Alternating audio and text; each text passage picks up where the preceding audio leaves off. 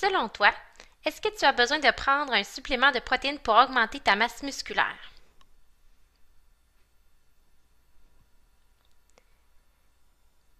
En fait, pour les athlètes qui s'entraînent intensément, plusieurs heures par jour et tous les jours dans un sport professionnel, les besoins en protéines sont plus élevés.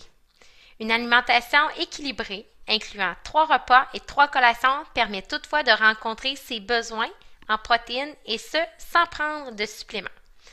Regardons un exemple. Prenons un jeune de 16 ans qui veut se muscler et qui pèse 145 livres, donc 66 kg. Imaginons qu'il s'entraîne intensivement comme un athlète olympique. On calculera donc ses besoins en protéines à un maximum de 1,8 g de protéines par kilo de poids. On voit effectivement que pour les athlètes de force, ceux qui vont demander un maximum de protéines, on va viser entre 1,2 et 1,8. Nous, on va y aller avec le calcul au niveau du maximum 1,8 g de protéines par kilo. Donc, si on multiplie le tout par son poids, ça nous donne en fait une quantité totale de protéines par journée de 119 grammes, ce qui répondrait à ses besoins. Allons voir maintenant un exemple de menu équilibré d'une journée.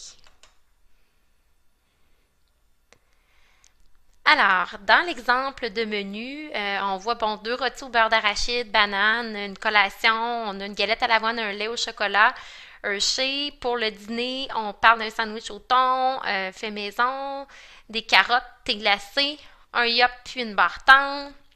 Du côté de la collation l'après-midi, une poire, un morceau de fromage. Ensuite, pour le souper, rien de bien extraordinaire. Là, on parle d'une poitrine de poulet, une grandeur normale, là, à peu près 150 grammes. Ensuite, pommes de terre en purée, salade César, de la crème glacée pour le dessert.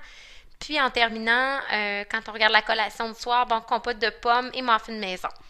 Dans la colonne de droite, on retrouve les protéines et ça permet de constater que ce menu-là, qui est vraiment pas très enrichi en protéines, qui est comme un menu normal pour un adolescent, va procurer en fait 147 grammes de protéines au total pour la journée, alors qu'on se rappelle tantôt, selon le calcul des besoins, on parlait de 119 grammes comme besoin. Donc, un menu sans supplément permet amplement de répondre aux besoins en protéines d'un jeune qui est très actif, par exemple.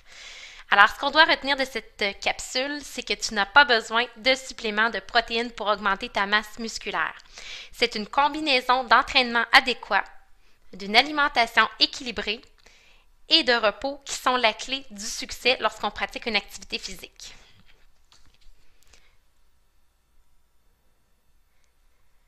Alors, pour ceux qui aimeraient aller un peu plus loin, j'ai quelques informations supplémentaires à vous donner.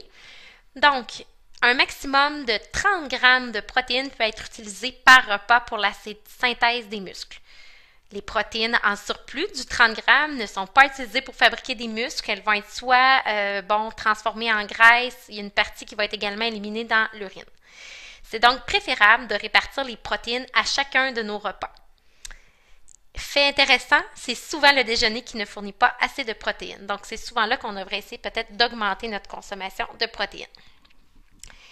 Après l'entraînement, un mélange de lactosérum, qu'on appelle également la whey, qui sont des protéines en fait très rapides, et un mélange de caséine, des protéines plutôt lentes. Ça, c'est vraiment la combinaison idéale pour aller favoriser la synthèse de protéines, la synthèse musculaire.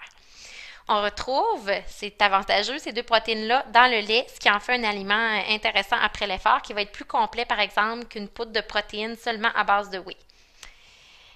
Toujours après une activité physique, c'est bon de savoir qu'un apport de 20 grammes est optimal pour augmenter la synthèse des protéines. Au-dessus de 20 grammes, il n'y a pas de bienfait, les protéines ne sont donc plus utilisées pour réparer et synthétiser les muscles. En terminant, en fait, si on prend un exemple où on a 30 grammes de protéines par repas, ça permet d'aller absorber un maximum dans la journée, donc 90 grammes au total. Par contre, si, comme pour la plupart des gens, le déjeuner en contient seulement 10 grammes, le dîner 15 grammes, on a donc un total de 55 grammes dans la journée, considérant un 30 grammes au souper. Alors, le fait d'avoir un apport qui est en dessous de 15 grammes par repas va vraiment diminuer la synthèse musculaire. Alors voilà, on vise un maximum de 30 grammes de protéines par repas.